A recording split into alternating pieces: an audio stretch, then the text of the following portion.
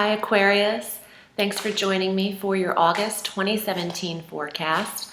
I'm using the Connolly Tarot by Peter and Eileen Connolly, and I'm also incorporating an intuitive card that I've used for a long time. I've had these for a couple decades, I think. Pulling one of these cards at the end, so to show you what I'm doing on Vimeo, or will be uploading this month. So let's get to it. There is eclipse season happening and a Mercury retrograde in August. So we start the month on the 7th with our full moon lunar eclipse at 15 degrees of Aquarius. So, does everyone have a helmet? This is closure for Aquarius, and it can get a little rocky in eclipse season. Nobody on these channels is a stranger to what happens during the eclipses when you shake the carpet clean. So since your first house of self and body is being eclipsed, I want Aquarians to take it easy around the 7th, a few days before and after. If you don't have to push too hard physically or strenuously, please don't. This is a time for a little bit of rest and retreat and inner work. The full moon is going to bring an awareness, like it always does, at the culmination point. But an eclipse added to that is almost a vision and a message. And Aquarians receiving this in the house of the body, maybe you're feeling a certain way and it's leading you to some message, perhaps even diet and how you are treating the self will apply here. I would avoid too much physical activity on the full moon lunar eclipse in the first house on the 7th, if you can. And if you can't, if you're, doing a lot of, if you're moving, if you're on a sports team, whatever you're into, if you're a runner, if you're very physical, if you're training for something, please take caution around that time frame, because it just tends to be a lot of mishaps and things can go awry in an eclipse. So what would normally be something you're used to doing effortlessly, you might need to focus on it more and just pay attention to every step you're taking on the 7th, to everything you're doing. On the 12th, Mercury is retrograding. So these eclipses are ensconcing this retrograde a little bit here. Mercury's starting his retrograde at 11 degrees of Virgo and going back to the 28 degree mark of, 28 degree mark of Leo. And that is through September 5th. So starting this retrograde in the shared resources sector or the intimacy sector, the 8th house of sex, the 8th house of other people's money. And then going back 2 degrees into the relationship sector, a lot of Aquarians are actually reviewing and assessing their intimate connections, their intimate relationship in the 7th and 8th house. And that's why, retrogrades aren't always negative. Yes, Mercury, it will be a little bit of technical communication glitches and information might not come through right away. But it's great to review what you're in and to take the time to assess it. And I think Aquarian, you are always receiving good, solid information or assessing. So because you're very brilliant, I think this will work for you. Are you in the right relationship? Are you reconsidering how intimate you're getting in this connection? Mercury retrograde in the 8th back into the 7th could have you thinking you didn't receive all of the information. Maybe some Aquarians are thinking or feeling around this time frame that, what were you thinking? Or why did I get into this relationship? Or reevaluating yourself in the relationship, not just the other person. Does it work for you anymore? How does it really make you feel? Does it stir up feelings of security and effortless ease? inside of you love and happiness, or does it make you feel less than? Does it keep you on edge? Does it create instability and discord? Does it stir up jealousy? All of those feelings, if your relationship keeps you in that place, you're not in the right relationship. Because true connection will feel its safest and best, and you won't get jealousy vibes and all of that going on. Or whatever this eighth house is what's concerning me, because it is your intimacy, but it's also the area where there could be deception. And it's ruled naturally by Scorpio, which likes to keep secrets. And perhaps some of you Aquarians are unveiling a few secrets in your relationship. That wouldn't surprise me at all here. A Mercury retrograde through the 7th and 8th houses could have you uncovering and unveiling right after the eclipse. Something's being seen here. The veil is being lifted is what I'm getting. And Aquarius is seeing something that they don't necessarily like. And no time better than to deal with it. This is great. On the 21st, karma. On the 21st, the new moon solar eclipse is at the same degree that Mercury goes direct, at 28 degrees in your 7th house. So trip on this.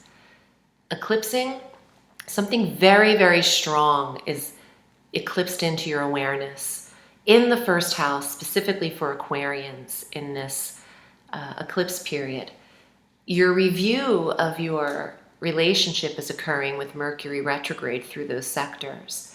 And you might not be discussing a lot of this review with your potential mate.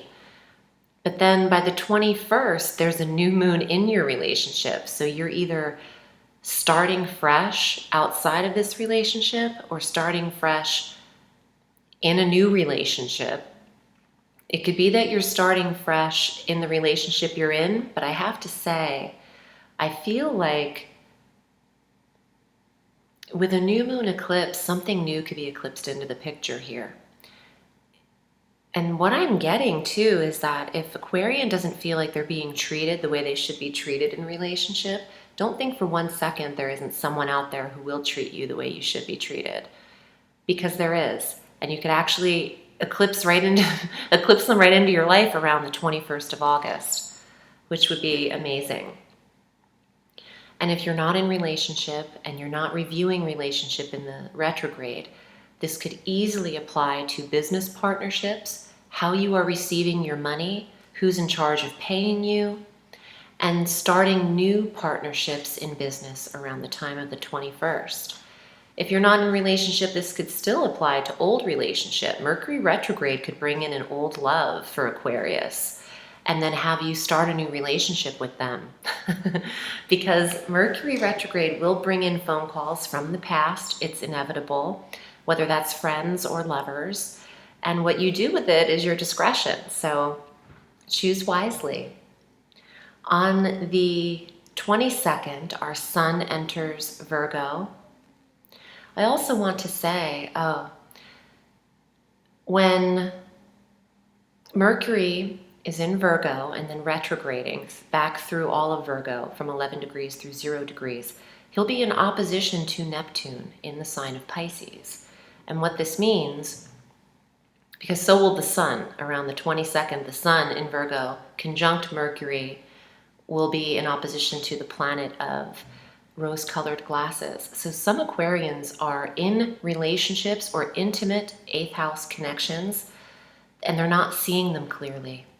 Some Aquarians are being played, and you're supposed to see this around the time of the 7th, but there's some deceptive energy or something that needs to be reviewed here, and I'm sure the Tarot will bring something up here with that. And when Mercury goes direct, I think that you'll have stronger communication skills on September 5th forward. So you might just be thinking about this behind the scenes and then taking action on it. You might have to tell your relationship that you have a whole other relationship that you're starting, which is the reason I said karma, because if someone's treating you off and you're reviewing your intimacy with them and you meet someone new and it's amazing. I don't know, you might have choices here, Aquarius. On the 25th, Venus enters Leo in the 7th house of spouse, of significant other. Some Aquarians could be getting engaged around the 21st and on. It really just depends on where you are in your relationship. But a new moon eclipse a solar eclipse on the 21st in the 7th house, maybe someone will pop the question, but it's kind of tricky. Not really great to get engaged in a Mercury retrograde. Maybe if they ask you, be like, can I get back to you around the 6th of September? Tell them you let them know around the 6th. Let's get to the cards. I'm anxious to see what comes up here. And Aquarius, if you'd like to read with me, I read all through the week, and you can find me at audreyalison.com, and you can select your desired reading length via PayPal, and I'll get back to you in a day or two in an email to set that up. And if you are interested in learning more about the Tarot, consider taking my course. That information is below, The Magic of Tarot, Connecting Mind, Body, and Soul. So here is your first card. Aquarius, King of Cups. Cancer, Scorpio, or Pisces. Male. Could be the person coming into your life. It could be this person you have a relationship with. It could also connect with you in that you need to use your highest form, the King, of intuitive awareness at this time. Or there could be a Cancer, Scorpio, Pisces around you that's causing a little bit of irritation. Wow, Two of Cups. This is the relationship. This is the 7th house. I love this card. I knew a dude who looked like that. Let's see. Marriage, engagement, happiness, success in relationship. I want to see what else comes up in the cards before I make assumptions. The Emperor. Some of you are either needing to take complete control over your relationship, the Two of Cups here. Become the authority figure in the relationship. For some of you, this is an Aries male or someone who has control over this relationship. Maybe too much, out of balance. He's got the whole world in his hand. He's got everyone in the palm of his hand. And, you know, sometimes the Emperor has an oppressive feeling. You can't get out from under him. So let's see what else is here. Wow, Four of Wands. So this is about engagement too. This is living together, becoming a couple, getting married, ceremony, building a dwelling together. But then you've got your highest intuitive self, or a water sign that you're doing this with, or perhaps a water sign that's trying to control things, or maybe this is a form of the person you're with. They're trying to completely govern all of this relationship. You might find it too controlling. Maybe that's what you're assessing here. Either way, you have to take control over it now. Maybe when Mercury goes direct, you tell them exactly what you think here. Let me use the intuitive cards as well for Aquarius. And again, if this isn't applying to you, please consider getting a personal reading with just your energy, not the millions of other Aquarians out there. And of course, incorporate your birth chart to the reading. Oh, I love the card, but the meaning, God, this is a Neptunian energy. The clouds, fogginess, opposing energy, Mercury and Neptune, not seeing things very clearly, thinking through it, letting the clouds drift, and you taking your time assessing something. The clarity is going to come through the eclipses. Please heed the messages or the feeling you're getting. The first eclipse on the 7th, Aquarian, it's all about you knowing something around that time. Don't let anyone pull the wool over your eyes. And don't allow, where'd it go? This guy, this energy, to manipulate your entire life.